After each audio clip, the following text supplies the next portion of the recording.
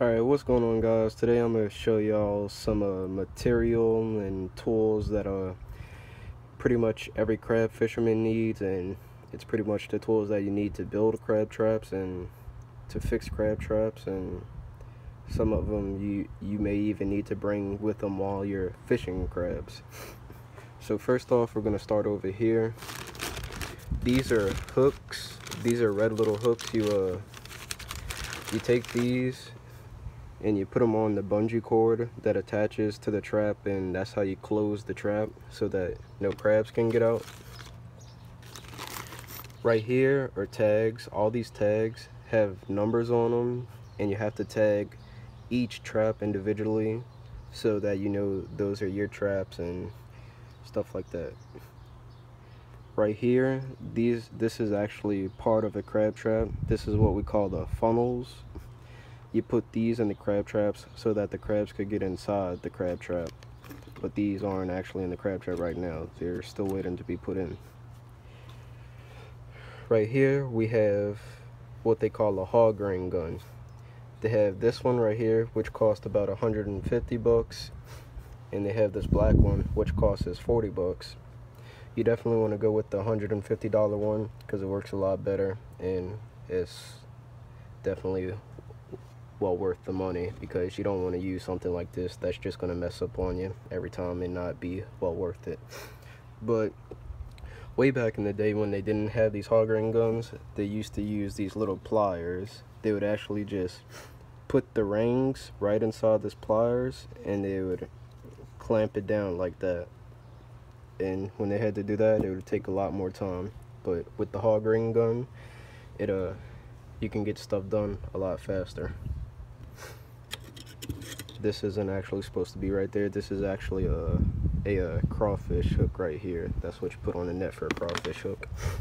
But anyways, and right here we have a pliers cutter. This is what you use to cut all the wire on the crab traps. You gotta cut a lot of different patterns for the crab traps and stuff like that. Right here we have some gloves. These gloves are perfect for any fisherman, really, especially crab fishermen, because they work very well. They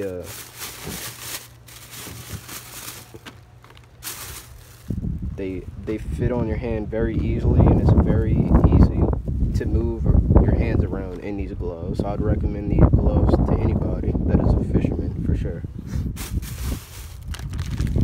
Right here we have some zip ties. You got to use all these zip ties to strap down rebar in the traps. The rebar is what puts the weight on the crab traps and holds the crab trap down in the water so that it doesn't go anywhere. Right here we have cork protectors. You put these on all the corks for the crab traps, mainly just so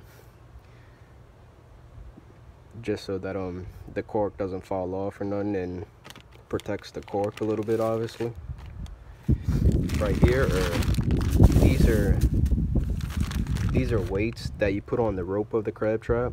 You use these weights because whenever you put the crab trap in the water, you want the rope to sink down, and you don't want the rope to be floating on top of the water or anything like that, because if so, somebody could come pass by with the boat and they could cut it off with their propeller. Right here are the escape rings.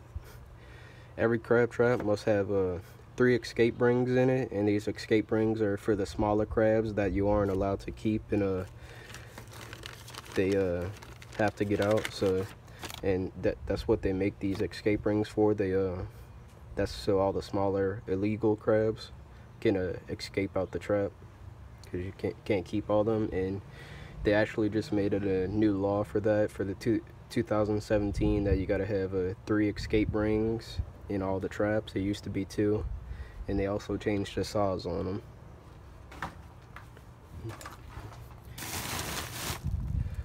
Pliers, of course, you're definitely going to need pliers in pretty much a situation for any type of fishing, most likely, and it definitely comes in handy when you're building crab traps, that's for sure. You'll always need pliers, without a doubt. Right here, just some patterns and stuff that got cut for the crab traps. As I was saying earlier, you use the pliers cutters for that, and that's how you cut all the wire. And right here we have some bungee cord. I got a whole roll of bungee cord. That's what you put onto the hook and stuff so you can close the trap down. And that's pretty much it. But there's a lot more material also. I didn't show every single thing that you could possibly show in this video for crab fishermen and fishermen, obviously, but that's just a little brief explanation and a showing of the crab trap material that a lot of people use to make crab traps.